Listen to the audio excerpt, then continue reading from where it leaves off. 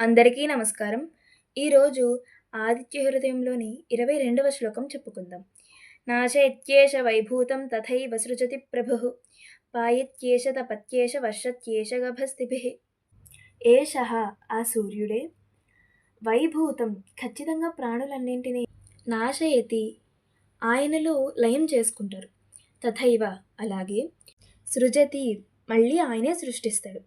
ప్రభుః ఆ సూర్యప్రభువు పాయత్యేష రక్షిస్తాడు, తపత్యేష వేడినందిస్తాడు, వర్షత్యేష వర్షింపజేస్తాడు. ఎలాగా?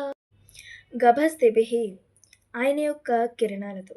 అంటే చెరువుల్లో ఉన్న నీళ్లను ఆవిరి రూపంలో ఆయనే తీసేసుకుని మళ్ళీ వర్షపు రూపంలో కురిపిస్తాడు.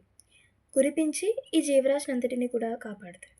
ఇది ఈ శ్లోకం యొక్క భావం. ఈ శ్లోకాన్ని ఒకసారి మళ్ళీ చూద్దాం.